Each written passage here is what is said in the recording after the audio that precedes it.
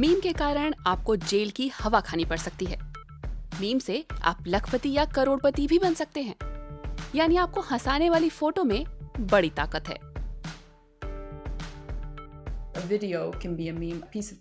कोई video meme हो सकता है, कोई जुमला मीम हो सकता है, ऐसा कुछ भी जिसे रीमेक्स, रिसाइकल किया हो और जिसकी कहीं से नकल की गई हो, जिसे कई कई बार खूब फैलाया गया हो और इसके साथ साथ वो बदलता भी गया हो। तुर्क सोशियोलॉजिस्ट गालिब की पीएचडी इंटरनेट मीम के बारे में है। मीम को वो संस्कृति की ऐसी इकाई बताती हैं जिसे टेम्पलेट के तौर पर इस्तेमाल किया जाए। फोटो पर लिखी बात को बदलकर आप एक ही टेम्पलेट से कई मीम बना सकते हैं, जैसे मशहूर लोगों के कपड़ों की तुलना अलग अलग चीजों से करना, या फिर ये वीडियो जिसमें एक आदमी अपनी गर्लफ्रेंड से मिलवाता नजर आता है। birthday, I get to introduce you to my girlfriend, who is amazing. Happy Star Wars Day, everyone. Internet meme में लोगों ने इसे किस किस तरह से पेश किया। I get to introduce you to my girlfriend, who is amazing. One today is also my birthday, and because it's my birthday, one today is also my birthday. Marcus, you don't want to do this. Let her go. Meme आजकल online होने वाली बातचीत का एक अहम हिस्सा बन चुके हैं। किसी जानकारी को बहुत आसानी से दूर दूर तक फैलाने में ये खूब काम आते हैं। मीम सफल हैं क्योंकि उन्हें शेयर करना आसान है। इन्हें बनाना सस्ता पड़ता है। लगभग हर किसी के पास स्मार्टफोन है। लगभग सभी लोग किसी इंस्टेंट मैसेजिंग ऐप का इस्तेमाल करते हैं। ज़्यादातर मीम को समझना आसान होता है, लेकिन कभी-कभी बहुत मुश्किल भी हो सकता है। फिल्मों की तस्वीर निकालकर उस पर बिल्कुल नए कैप्शन चिपकाने का चलन पूरे विश्व में लोकप्रिय है। गिफ के जरिए चैटिंग में अपनी प्रतिक्रिया देना भी। कुछ मीम तो दुनिया भर के लोगों को मजेदार लगते हैं, लेकिन कुछ की अपील किसी खास क्षेत्र और संस्कृति के लोगों में ही होती है। अलग अलग जगहों पर मीम का जैसा इस्तेमाल दिखता है, वो अक्सर इस पर निर्भर करता है कि वहाँ इंटरनेट पर कितना नियंत्रण है। ऐसे देश जहाँ इंटरनेट पर ज़्यादा सेंसरशिप होती है, वहाँ कई खतरनाक किस्म के मीम भी दिखते हैं।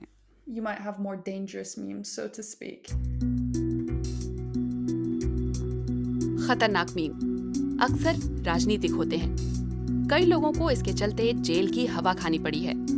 चीन में राष्ट्रपति शी जिनपिंग की तुलना विनी द पू से होना सरकार को नागवार गुजरा।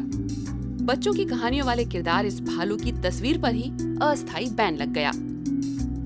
कुछ मीम के कारण विश्व राजनीति की समझ भी बढ़ रही है। जब स्वेज कनाल में एवर गिवन जहाज फंसा तो मीमों की बाढ़ सी आ गई।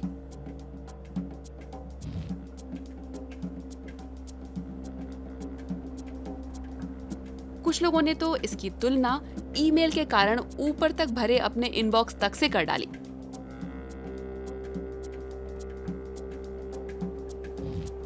नहर में फंसे जहाज ने वैश्विक कारोबार की कमजोरी की ओर ध्यान दिलाया। विश्व के इतने सारे देश कैसे एक स्वेज नहर पर निर्भर हैं। सैकड़ों जहाज फंसे रहे। इस पर बनी अनगिनत मीम ने पूरी दुनिया का ध्यान इस बड़ी समस्या की ओर खींचा।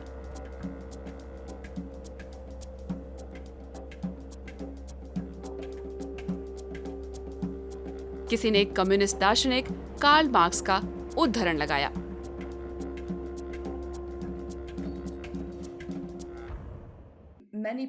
कई लोग इसे एक हंसी वाली बात की तरह शेयर कर रहे थे। एक बोट जो नहर में जाकर अटक गई। चुटकुलों के बाद इसमें और बातें आने लगी, जैसे कि ये जहाज है कहाँ, ये नहर कहाँ है। पूरे विश्व का कारोबार इस छोटी सी नहर पर कैसे निर्भर हो सकता है और ऐसा क्यों हुआ? मीम कई बड़ी बड़ी बातों को हल्के फुल्के तरीके से जाहिर करने का एक प्रभावी तरीका बनकर उभरा है। जैसे कि भारत में कोविड-19 के चरम पर शेयर किए गए मीम। लॉकडाउन में घर पर रहने की मजबूरी से लेकर परिवार से दूर फंसने के दुख तक, लोगों ने मीम की भाषा में ये सब जताया।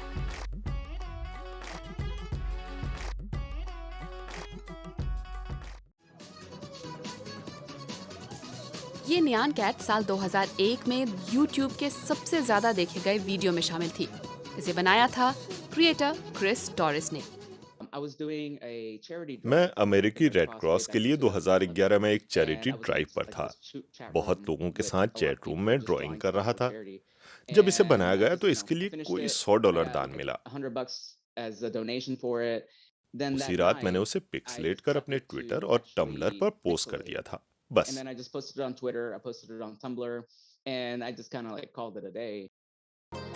नियान कैट वायरल हो गई। किसी ने उस पर मजाकिया जापानी संगीत लगा दिया तो वो और भी शेयर हुई। टॉरिस ने इसकी तस्वीर वाली चीजों से कुछ पैसे बनाए, लेकिन बम्पर फायदा तो 10 साल बाद हुआ जब इसे NFT यानी नॉन फंजिबल टोकन के रूप में बेचा गया। NFT किसी डिजिटल आर्ट की प्रामाणिकता का सर्टिफिकेट है। टॉरिस ने इथेरियम ब्लॉकचेन में इसकी नीलामी करवाई। ब्लॉकचेन की क्रिप्टो करेंसी ईथर में ये खूब ऊंचे भाव में बिकी। मैं केवल इसे परख कर देखना चाहता था। पहली नियॉन कैट मैंने वहां लगाई वो ओरिजिनल थी। मैंने उस पर काम किया और फिर उसे नीलामी पर लगाया। वो वाली 300 ईथर में बिकी। कल रात मैंने देखा तो एक ईथर का मूल्य करीब $10,18,000 के आसपास था। NFT के कारण अब मीम बनाने वाले कई अगुआ कलाकार काफी कमाने लगे हैं, जैसे कि डिजास्टर गर्ल से लेकर ग्रम्पी कैट तक। ये सारे मीम NFT के रूप में लाखों करोड़ों में बिके हैं।